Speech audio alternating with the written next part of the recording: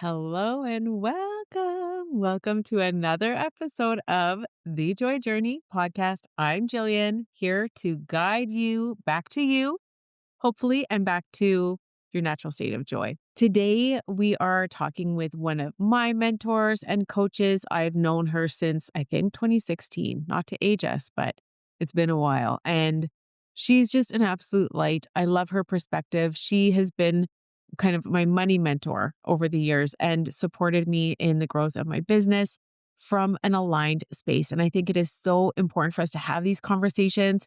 I'm so important to open up conversations about money and business and what it looks like to be a soulpreneur or a spiritual business owner or service provider, someone who's very heart led, who also cares about money. Because if it's not profitable, then it's not actually a business, friends.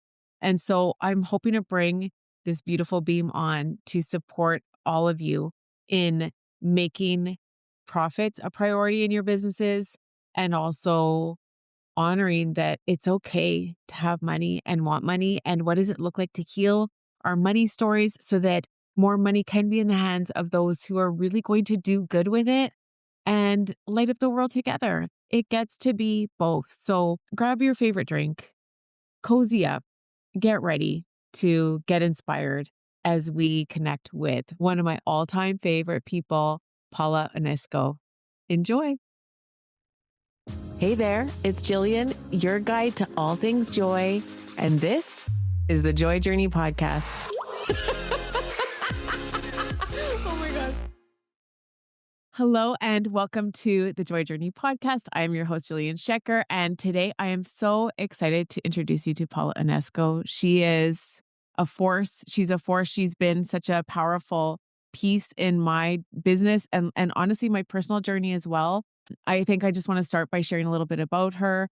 She's a money and business coach. She has helped countless soulful entrepreneurs create six-figure success and beyond, not through hustle or burnout like most of us are used to, but actually through alignment, clarity, and deep inner truth. Paula's journey is rich with wisdom. She's navigated health challenges. She's rebuilt her identity, transformed her relationship with money, and stepped into powerful leadership with so much integrity and heart. Her mission is to empower women to embrace money as a force for good. And as I said earlier, she has been an absolute inspiration for me, a guide for me in my life and business. And I'm so excited to share her with you all. Take a breath, let your system settle, and let's dive in. Welcome, Paula. Hello, hello. Nice to be here today with you. Thank you so much for having me. Yes, I'm so excited to have you. Oh my goodness. When I bring on guests who I've known, we have this relationship. It's been actually quite a while. I feel like I met you. It could have been 10 years ago. Yeah, I think Yeah. so. And one of my clients, so I was doing branding with actually a couple of your clients I did branding with way back when I was doing branding and marketing. And one of them invited me to this, I think it was like a business retreat. It was like a Mhm. business conference day. Do you remember where it was? Do you remember this? In Edmonton, Yeah. it And was a like, talk that I did with eWomen. Mhm. okay. Okay. So this was when I met Paula and I was just like, who is this brilliant badass? And I also just saw the work that you were doing with my clients. Lots of clarity work, lots of alignment and mindset work.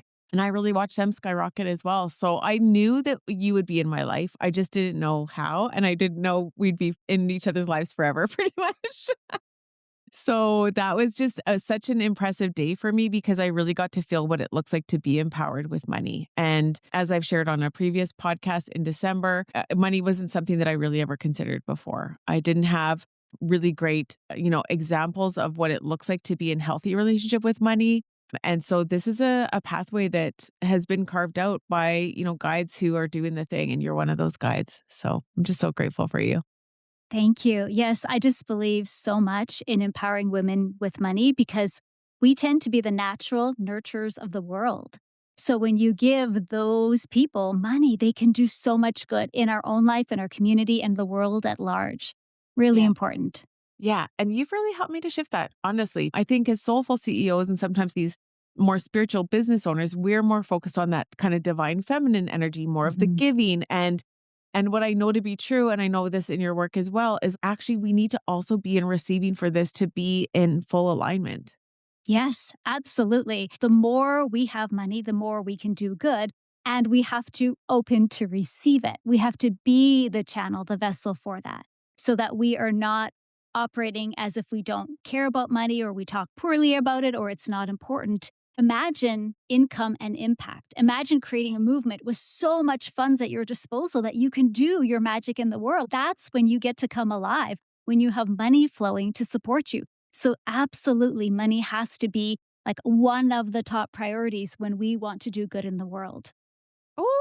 Ooh, I just got full shifts. Did you guys get full shifts? Everyone listening, let us know how that landed for you. Okay, so let's talk a little bit about, the intention with the Joy Journey podcast is, of course, to bring on experts in their field and open up possibilities for all of our joy warriors. But it's also to show a little bit about your joy journey and how you got to where you are and what that pathway looked like for you. You started off as an accountant, Yes. yeah, and then shift into money and business coaching. And so I would love for you to share with us a little bit about your story. Yeah. So, I started out as a chartered accountant. I actually, when I was in school, didn't know exactly what to be. I just knew I wanted to work with money. And someone said, "You should become an accountant." I was like, "Okay, let's do this." I didn't quite know what it all entailed. So then when I got into the world of accounting and auditing, I was like, this isn't quite for me. And I'm a little dyslexic.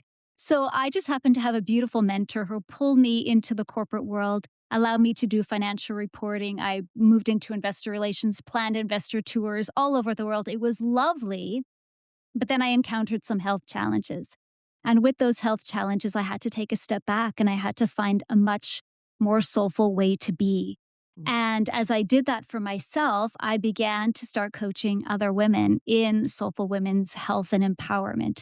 And what came full circle for me was many of them were struggling with money or needed a better relationship with money. And many of them were also considering starting businesses. And here I was, knowing the business side of thing, knowing the money side of thing. And I thought, Paula, don't leave parts of you out of this. Bring all of your brilliance to the table. And Yeah. honestly, you know this. This is what I also teach my clients. No matter what role we play in the world, let's not silo parts of our brilliance. Let's bring it all to the table for the benefit of ourselves and anyone we're serving. Oh, I love that so much. And I don't know about you, but can you feel those boundaries kind of fading as we enter 2026? Like from where we were to where we've gone through in business, it's actually a game changer to bring all of yourself to the table at this point. Yeah. And I actually think it's really necessary because one of the things that I'm seeing, especially with AI and AI clones, I mean, Jillian, anybody can create a digital course today. Yeah. Anybody can run Facebook ads, put it up on a website, and that can be a completely automated process without a human experience.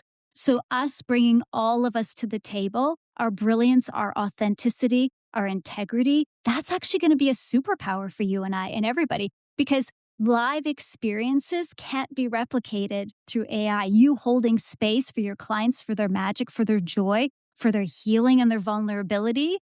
Superpower. It Yeah. absolutely will be. Yeah. Yeah. Computers can't do it, you guys. So don't worry. Yeah, I love this topic. Let's dive in more fully because I think it's something important for us to face right now because a lot of my clients bring fear to the table around what AI is doing and it's going to work us all out of jobs. The truth is, I don't know how any of it's going to unfold, but all I know is that fear is never going to be helpful in terms of creativity or where we actually want to go because as you and I both know, that's more of a scarcity mentality. So to Mhm. me, it's always like, what does love say? What does abundance say? And to me, it's the same thing as what you're saying. So I work in the realm of joy. We both work in the realm of energy. Everything is energy. And the one thing that AI could never replace is exactly that. So I don't feel threatened by it. I feel like there were places where, especially when it first started becoming more popular, I felt the pressure, people being pressury or about how you have to do something. And I like, don't ever tell me that I have to do something. I don't have to do anything. That kind of repelled me. And also the idea of getting the AI to create our courses. I'm like, you're taking the magic of what we're here to do. We are AI. We are all channels of information, actually. And as a manifestor in human design, I'm like, I don't even need ChatGPT. I have so many ideas just on my own. But I do like to use it for refinement. And I find it really helpful with really quick answers to things that, I might hum and haw over emotionally when I don't have to. Have you found that? Yeah, it's funny how I'm using it. I actually use it sometimes to do analysis on my stock trades because it can just pull so much information that would take me hours to do. And of Yeah. course, it's not always accurate. So be careful. I'm not suggesting you as ChatGPT, which stock to buy and you buy, but it helps you pull information from a number of sources. But for the writing piece, I'm actually, as everybody starts to use it more, Yeah. I'm using it for writing less Yeah. because I'm trusting my own voice. And yeah, I'll ask it and I'll brainstorm. And then I see what it's written for me. And then Yeah. I come back and say, okay, Paula, now write. You saw, you got the ideas. Maybe you tweak something. Now write from here. From your Because heart. that's how we will also keep strengthening our divine connection and our magic. If we outsource our magic, outsource our words, our voice, do you know what happens? We won't have access to that as quickly anymore. It's true. It's like any other muscle, right? Hmm. It's yeah. And I found that even with the desire to have things more quickly, with the dopamine hits, with the scrolling on Instagram, it just feels like I find it so weird to watch a movie at one time. One time. I want to Mm, like 2x every, you know what I mean? Especially yeah. Netflix holiday specials. It's like, this is way too slow. We need to go faster, everyone. Do you know what though? I just heard something that will be a superpower to be able to sit down and read a book, a Yeah. physical book for 20 minutes. Yeah. That is scary that that's where we are because Yeah. everybody's just getting it in quick hits on high speed. Yeah. I mean, savor the moment. Yeah. Let's savor some of the basics so that we keep our brain, our body, our spirit strong and sharp. Yeah. Yeah, I agree. And the mind as well. I think that there's some things where I don't know if I would call it laziness, but I think it's that desire to maybe not do the thing that we will outsource it. But we don't want to outsource our magic. We don't want to outsource our energy. Those are the true differentiating factors, right? And can I just add something? Yeah. They also are what allow us when we are living in our magic as opposed to outsourcing it. That's when we have energy. That's Yeah. when we have vitality. So we take that away and we shortchange ourselves. Mm. Yeah. Because expanded energy. Mm, Yeah. I love yes. this. Yeah. I love it. I also love writing as well. And I don't want to lose that. You can tell. You can tell when something is written from the heart versus not. M Mm. dashes. By the way, I feel like AI ripped off my frickin' M dashes. That was my jam till now, you know? And the really short sentence fragments, like everybody's talking in these really short sentence fragments where I'm now making them sentences again. Yeah. So I can tell. I can totally tell that's an AI thing. Yeah. We got to do the anti-AI writing course. Oh, good idea for you there, Paula. I love it. We'll see. I'm sure you got enough on your plate. Yeah, we were literally just talking. Paula has been doing a little, what would you call the session that we're in this week? It's an annual planning process. Okay, So so a process. It feels like a mini course to me. it is. It's called the Yeah. Soulful CEO Money Map, and it helps you build your money map, your plan for 2026. Hmm. And it has a very soulful approach, and it brings together a number of pieces that I think if you don't align those things, you're going to build something that one, you won't probably execute, and two, isn't in alignment and probably has way more complexity than you need. So that's Yeah. why I'm creating something that's super simple, super connected and aligned between your money goals, your offers, your visibility. And it's just so much fun to deliver because I see the ahas and the light bulbs going off, and I'm like, yes, this is what we're here for. I love that. And I was saying before we started recording that Paula's like the money mom. She's got the wisdom. She's going to lovingly kind of nudge you toward making those good decisions. It's brilliant, beautiful wisdom. I can't recommend it enough. I know things are really unlocking for me this year as I make money more of a priority because I think we've talked about how as a soulpreneur, it's not necessarily the number one thing that I focus on. But as I Mhm. bring it to the table, just like everything else, and really say, okay, but what does it look like to be profitable? Because that might feel like a dirty word to those of us who are in spiritual work, but the truth is if we're not profiting, then we're not overflowing. We're not in abundance. Joy leadership is around giving from overflow rather than depletion. And we can come and circle back to the health pieces, what this looks like when you're operating in depletion. And money is just energy. So it's just another example of where maybe you're overgiving or undercharging or whatever that balance looks like or doesn't look like. It's really powerful, next level work. I feel like you're the queen of alignment. When I think of the word alignment, a lot of people use that energy and that word. I also use it in the work that I'm doing. But I think it was you who really kind of opened up that piece for me around what does that look like? I remember stepping into one of your first containers, well, one of the first containers that I stepped into, and I had like 6,000 things on the docket for the year, but I was already tired. And I remember pretty much everyone in the group being like, so what if you didn't do those things? And I was like, what? And you're like, what if you did one of those things? And I was like, what if I only did one? What are you guys talking about? And it was the first time where I stopped and considered my actual energy and the output instead of just doing all the things. And I think even though it was pre-human design or when I had started learning about human design, as a manifester, my rest phase is actually more important than my creation phase. But always getting the downloads. Again, ChatGPT, hello. So it's like how to honor the wisdom coming through, the things the world might need, what I'm supposed to do here, how I can be helpful, but also honor my energy and my body first. All I have to say is yes. So let's talk about the body. Let's talk a little bit about the body and how important it is to bring our whole selves along this ride, this entrepreneurial ride. Jillian, it's the most powerful thing I've had to learn. And I've learned it in various stages over and over again over the course of, for sure, my adult life. So one of the things that I did many times in my 20s was I would push myself at a high level to succeed, and then I would crash. And then push myself at a high level to succeed, and then I would crash. But each time I crashed, I didn't necessarily get back up to kind of the same level of output or energy. And I could see that that was not a sustainable path. Lots of people, especially if you're ambitious, you're headstrong, you're very determined. I had to realize my body is the boss. My body is going to set. Yeah. My body's the boss. My body is going to set the pace. And anytime I get ahead of myself, because I'm thinking and doing, and my body isn't aligned, like feet underneath me, that's when I would cause myself problems. Can I tell you a little story? Like when I really got this, it was about 15 years ago. I'd had a record Black Friday sale in my business. I was coming into Christmas a little hot, and I said to my husband, I need a break.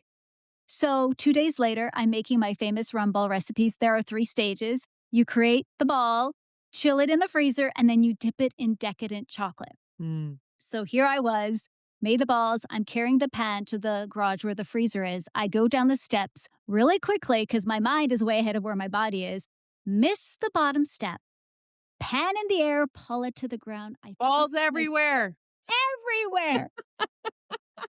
Oh, Everywhere. no. I twist my foot. I hear a crack. And Jillian, immediately I need to throw up.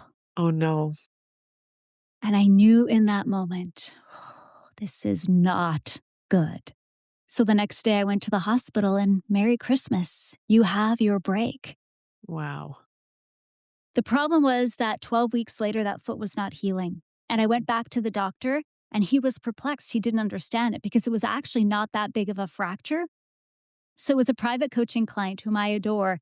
And she asked me a really powerful question. And she said, Paula, what if this is as good as your foot gets? That was unimaginable. I was in crutches in an air cast in Canadian winters. Not acceptable. Yeah. But I burst into tears in that moment. And then as I just sat with that, what if this is as good as my foot gets? Yeah. It's like these waves of peace began to wash over me. And for the first time in 12 weeks, I wasn't fighting where my foot was at. Wow. I was back in sync with my body. And of course, guess what happens when you get back in sync with your body? It begins to heal. Yeah. And so that was such a lesson for me. I mean, prior to that, I had had those kinds of things where I had to learn the lesson again and again. But when that happened to me, I was like, body is the boss, Paula. Alignment. Every day, every week, every month. If it doesn't feel good, we have to recalibrate. Who cares about disappointing someone else? Who cares what it looks like from the outside?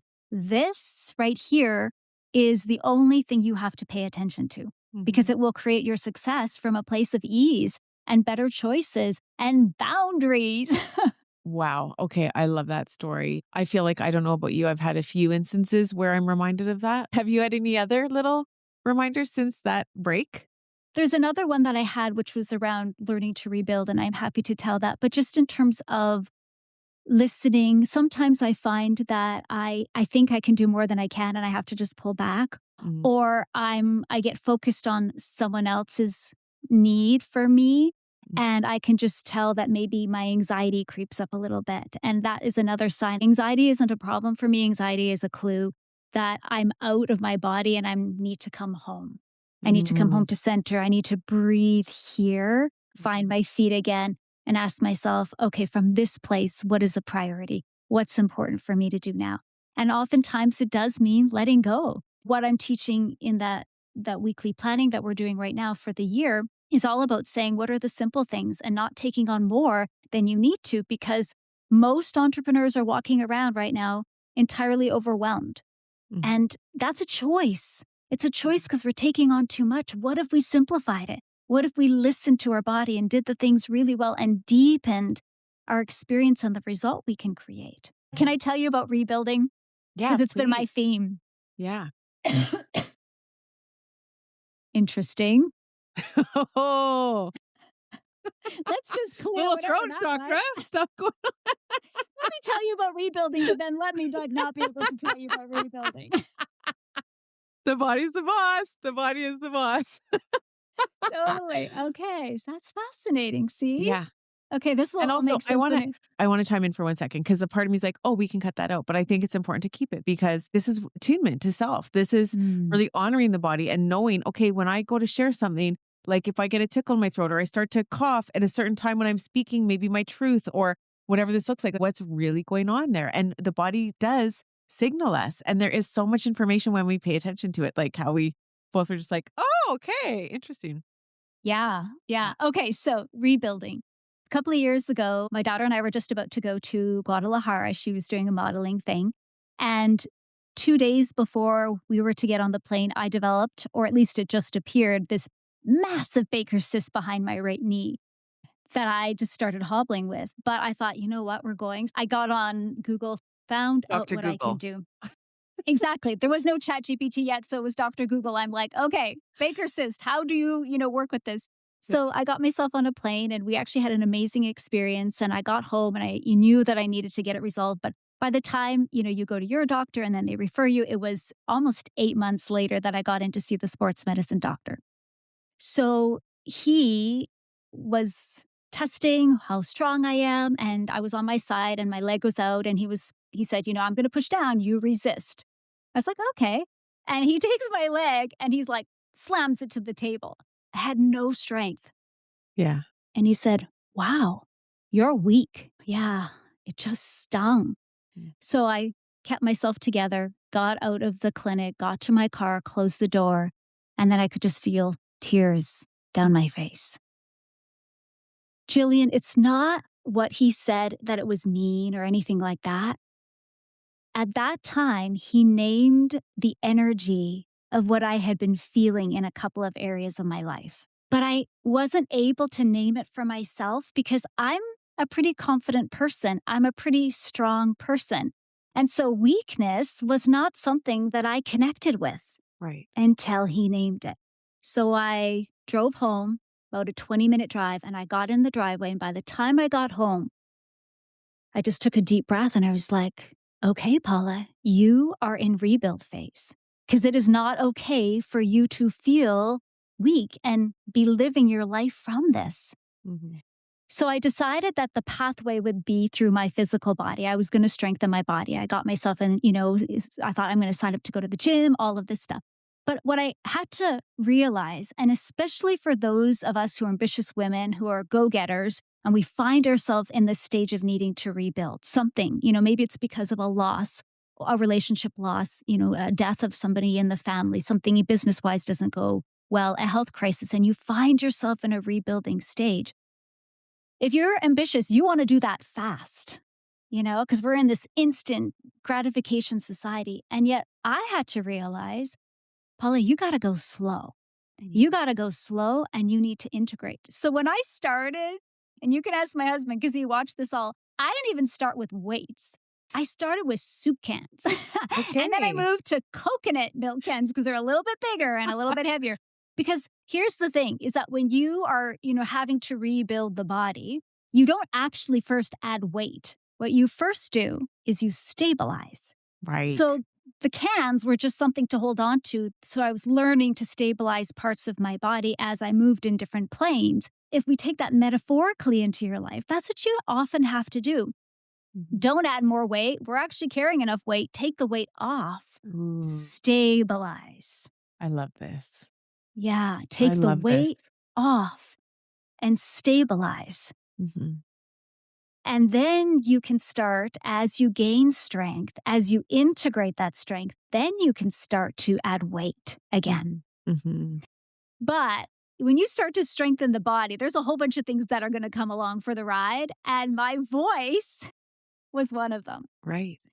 So I decided last year, I'm going to become a stronger speaker in my business. And so therefore, guess what has to strengthen? My Mhm. voice, Mhm. which is so fascinating that I just like choked a second ago when I was telling you this. The universe, when you declare that you're strengthening your voice, Jillian, it brings you some doozies of boundaries to strengthen. Oh, interesting. Yeah. And I had one in my personal life, one in my business life. Okay.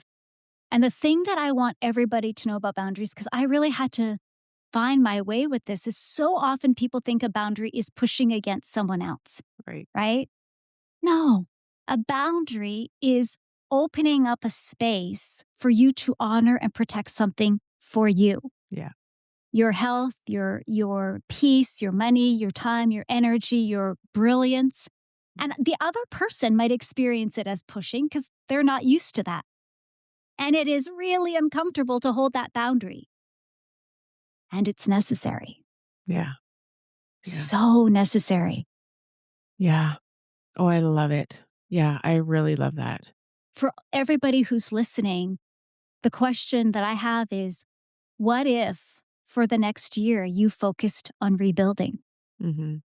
And what would be the sort of the first thing you lead with? It might be strengthen the body, it might be strengthen your emotional, it might be strengthening your sleep. You start with one thing, not Mhm. 10, one, and then notice what comes for the ride as that thing gets strengthened. And then what's the next thing to add? And go a lot slower than you might have otherwise thought so that Mhm. you have time to integrate that brilliance into your body and really anchor in a deeper knowing of your spirit Mhm. and your power. I love that. I think especially for myself and those I attract, I call us the recovering doers. It does feel very soulful.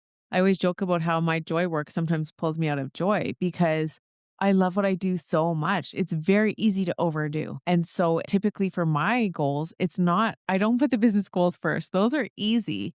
I actually shifted. So in 2022, I was diagnosed with melanoma, which I don't talk about when I've talked about it a couple times on the podcast. And it was fine. It was in situ. They got it. Everything is fine. But hearing that C word on the phone was such a moment of shift. Talk about a rebuild, you know? And that was where I really did start to prioritize. And I made my vibrancy a priority from that time forward. Now I put vibrancy at the top of the list always before anything else, because without our life force, our mission doesn't exist. Right. Yeah. And without our life force, our families don't get to experience that. Like our why does not get to be executed if we're not honoring our energy and ourselves first, right? The body's the boss. The body's the So, boss. yeah, it just feels like that reiteration. And so, for anyone listening, I also just want to ask, what whispers are you not hearing? What signs is your body giving you to listen to? And how can you integrate some of this wisdom Paula's bringing today around what does it look like to just simplify? And I'm so not used to the one thing, Paula. It's like 10 things minimum. It's like one thing, what the heck? But what I also know, and this is the work we do in the Joy Nest, is that making my daily ritual my one thing has shifted everything. So my daily joy ritual honors my vibrancy, which allows me to do everything I'm here to do. And it's also the work that I could teach someone who maybe is an employee at a company, but also to a CEO, because it's a game changer. It will change the way we live our lives. It will change the way that we lead. And I also believe that all of us are actually leaders. It doesn't matter what your label is. We're all enjoy leadership because there's always someone watching. There is always someone that we're modeling like the new pathway for, whether or not we know it. So I just so appreciate that. And I'm like, what's my one thing going to be like? Can't wait to figure this one out. Yeah. You're reminding me of something that's become really important to me, which is the concept of legacy. Yeah. Because legacy can help us with our one thing, Yeah. right? Yeah. For you, joy is legacy work Yeah. for you.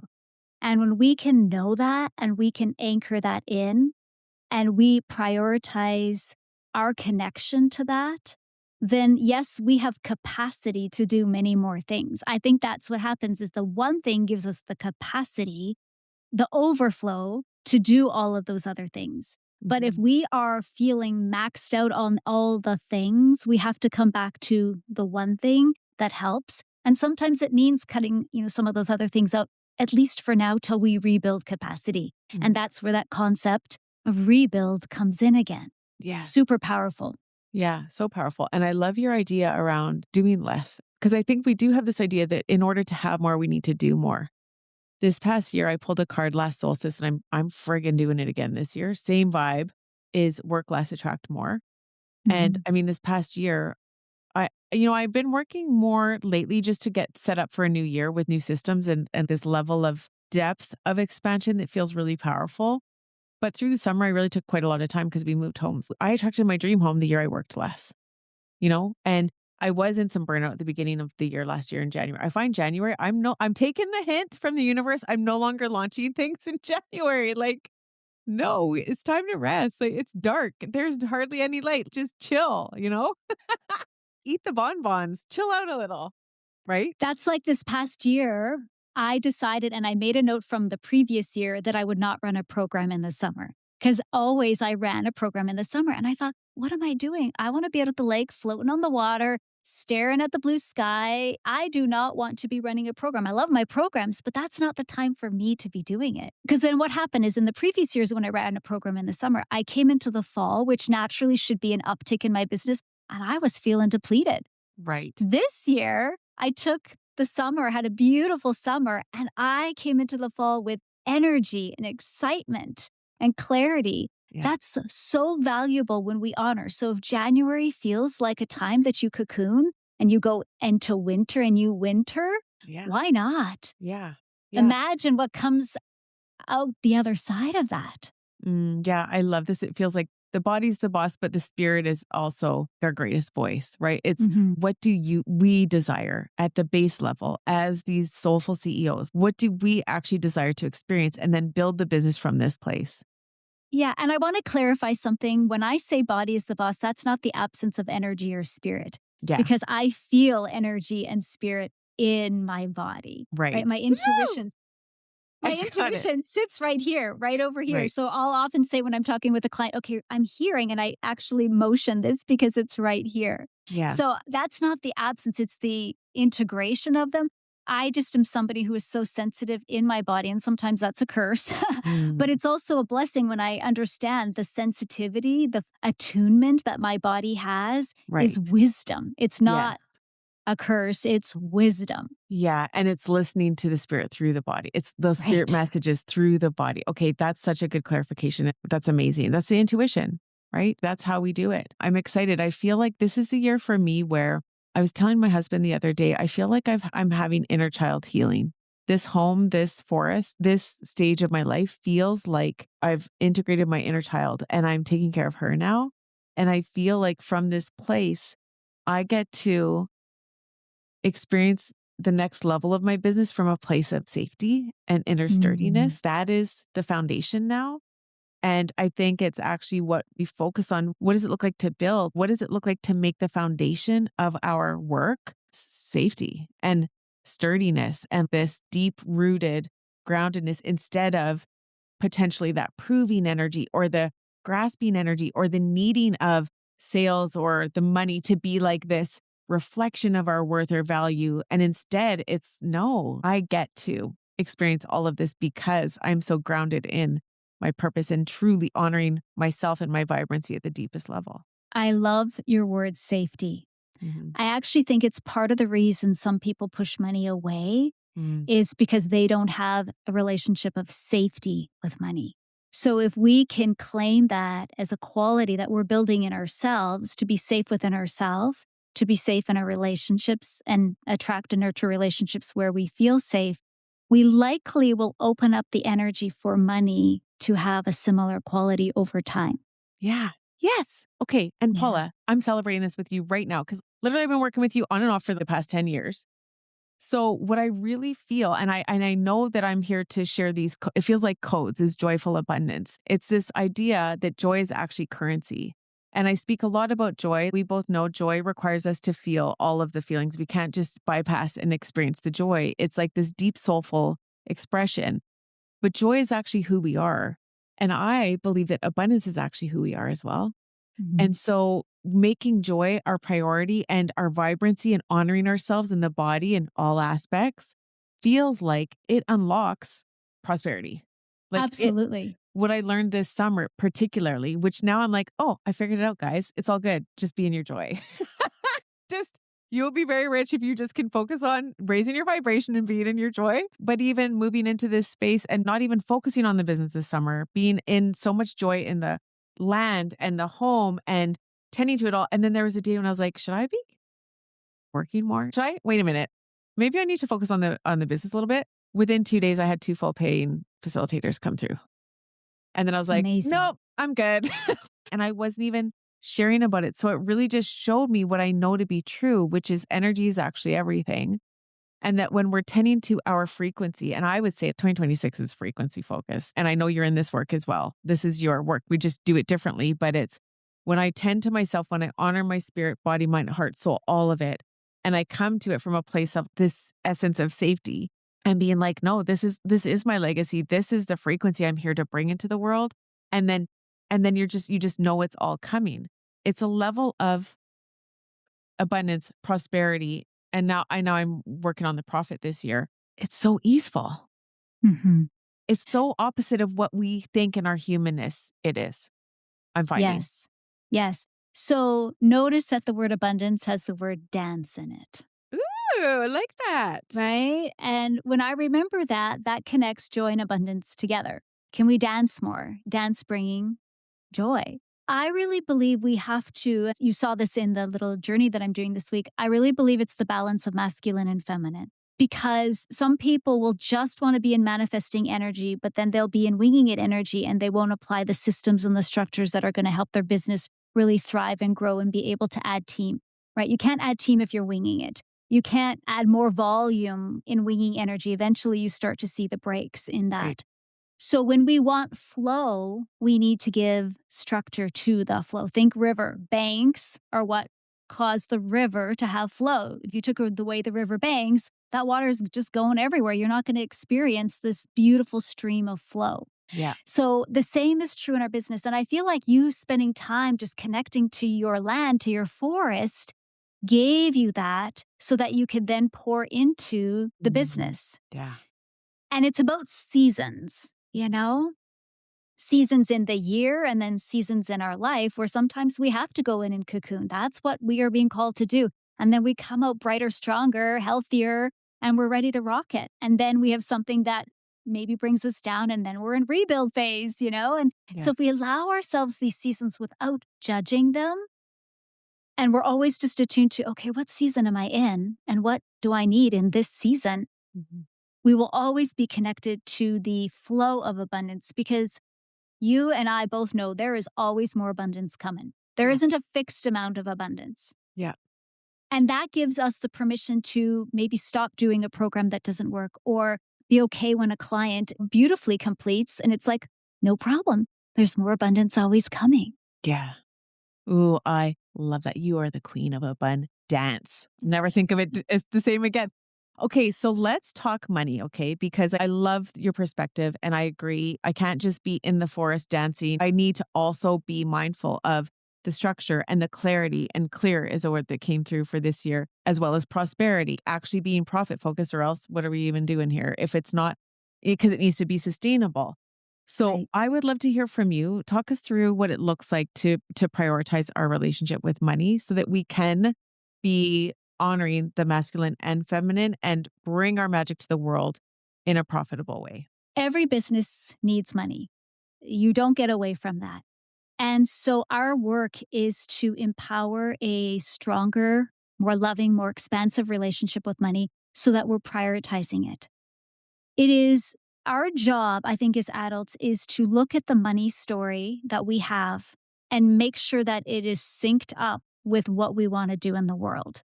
Because each of us has this money story, this collection of thoughts and beliefs about money, and not just about money, what we believe is possible. Our sense of self-worth is often wrapped up in that, what we learned from generations before that. But if you think about that, generations before that, some of that thinking was based on depression era, and we're not in that anymore. So as adults, we have to say, I hold the pen. What is the money story that I want to be living into? Because you cannot out earn your money story. You are the fullest expression of your current money story. And no problem, because you get to expand that Yeah. and write a new money story. So when I work with women, I'm helping them understand the money story they have and helping them rewrite to be what they want it to be. I'm also bringing together with that, obviously solid money habits, but the wisdom of the money archetypes. Because money archetypes are your innate patterns with money. It's how you see the world through the lens of your money archetype. And some people are natural nurturers. They give, they overgive, they get depleted, resentful. Others are like the get rich quick scheme and seeing that and, maybe won't pay attention to all the details. And others are very connected to the numbers, but they can be more in lack or scarcity thinking. I've just described 4 of the 8 archetypes. Right. So every archetype has gifts and challenges. And if we're not aware of those, the challenges can create blind spots. So imagine if you know your archetypes and you play to the strengths of the archetype. Yes. And that you understand that your partner or a team member might have a different way of seeing the world. When I see people who are, I'm going to say it nicely, discussing on Facebook, presenting 2 different perspectives, and I sit back and I say, okay, what is that person's archetype? What is that person's archetype?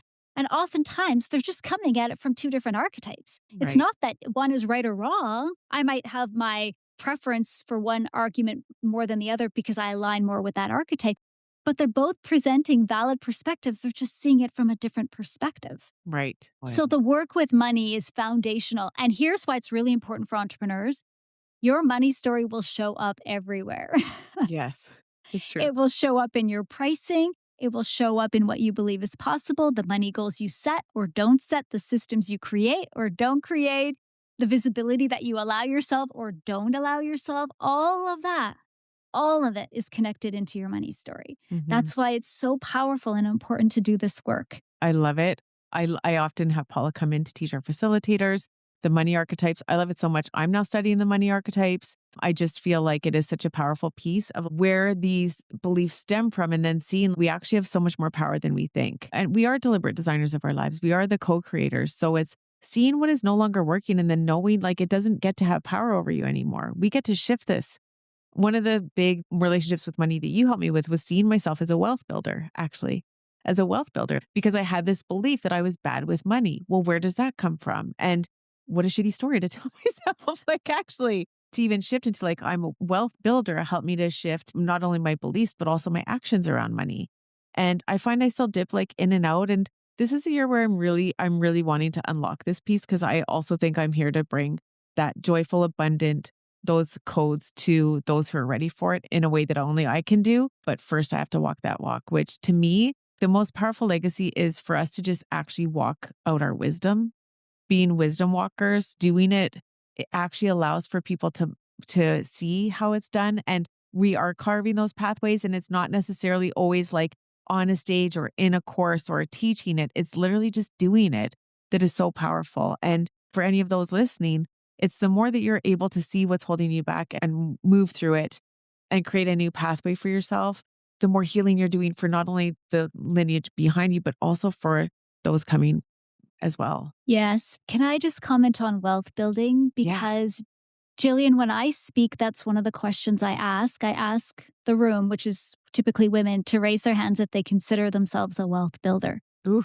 It's 20% or less. Yeah. And that makes sense because in the generations before us, women didn't typically hold that role, men did. Right. Yet, if we go down to wealth building in its simplest definition, net wealth is just assets minus your debt. So if you add something to your savings account, if you pay off a bit off your credit card, you've just grown net wealth. Therefore, You are You're a wealth allowed. builder. You're a wealth builder. Don't make it complicated and don't think it has to be these, millions and billions of dollars for you to be building wealth. Yeah. No, start where you start. Add $50 there, $100 there. Notice how that starts the energy and activation of wealth in your business and life. Yeah. Yeah. And just even those small little actions is showing that you are actually a steward of money. Right. I also did a podcast episode with Jen Wallowich, who's a financial planner in Calgary, actually. And I hired her this year to help me with this exact thing.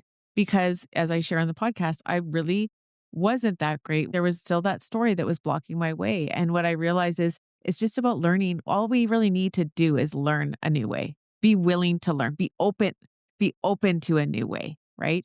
And then that allows us to then begin to walk it. But it's just that one baby step. You don't need thousands invested in order to be a wealth builder. You just need to be willing to put $1 more away than maybe you did yesterday. And isn't it fascinating that we've picked up, oh, I'm bad at this, whatever the this is. I'm bad with money. I'm bad at speaking. I'm bad at selling. I'm bad at skiing or whatever. It's like, where did we get that? Yeah. It comes back to strength building. I feel like you're building, it's not I'm bad at, is have you built that muscle yet? Have you built that pathway yet? So what if instead of being bad at it, it's like, I'm building a new pathway. I'm growing. I'm growing. I'm I'm building a better relationship with money and wealth. I'm learning. I'm Yeah. learning more. I'm Yeah. educating myself on the things I didn't know yesterday. Yeah. I'm applying it. I'm getting better. I'm adding one more dollar to savings. All of those things change the path that you're on. And then it can be no longer true. When you do any of those things, those little micro steps of things, it can no longer be true that you're bad at that. Because you're not. You're on a totally different path, Yeah. energetically and action wise. I love it. I just love our conversation today. Share with us, Paula, what is one thing that you would say to maybe your younger self around money, abundance, any and all of it? What would you say to just give her some hope or carve out a new pathway? Ooh, my younger self. I have a couple of things that I would say. I think I would say connect to wealth building sooner. I definitely would do that, which is, it's interesting we're having this conversation because I'm thinking about what am I saying to my daughter right now who's 20? Right. And those are some of the things that I'm saying is connect and start building wealth now because it matters over a lifetime. Believe that you are capable and you are good with money. Believe that really and truly and want to get better at it. Want to let it in your life like it's your best friend. And then don't get down on yourself when you make a financial decision that maybe doesn't turn out as you suspected it would. Yeah. And the reason I say that, and it's part of the work we do in the Money Love Club, is because part of what stops women from course correcting is we beat ourselves up because of a purchase or a financial commitment that didn't turn out as we expected, or we bought a course and we never opened it and got past module 0, whatever the thing is, right? We beat ourselves up and it stops us. And I think to myself, the sooner we can recognize that any past decision that you've made has nothing to do with what's possible here in the moment and going forward, it's all in the past. So where are you right now in this point in time? And what are you willing to open up to in regards to your creative abilities, your brilliance, and that connection to attracting the abundance that it can generate? Mm. We have to let go of past financial decisions. We have to know that we did the best with what we had at the time. And so you take the learnings forward, but you move forward and you don't stay stuck in, because that's where the I'm bad with money. I am is in the present moment. Made a bad decision, 5 years ago, but you continuing to bring that in, that's locking that in the current and then generating your future. So I think really giving yourself permission, because you think of men who've made a lot of money, many of them have made really bad decisions that cost them millions, and then they just dust it off and go make more millions. Right. So why can't we do that? Why can't we give ourselves permission to try, to maybe not always succeed, learn, and keep going? Yes. Because there's more abundance coming. Yes, it's always coming. And I feel like this really ties into the joy work as well, because I say, joy really requires us to have compassion and curiosity. And it's the same with money, isn't it? It's releasing the shame. So to me, shame and guilt and regret are good for the 1 second that they support a shift. So Mm. if that experience can teach you one thing that you can take away and apply, you're good. Could you take the wisdom and leave the rest behind? Move forward in Yeah. that abundant state with that wisdom, and we just do better next time. And we are worthy all the way through that. 100%. It has nothing to do with the worth or the enoughness. It's literally just a learning opportunity. You know what I'm just getting? Like right here. Woo!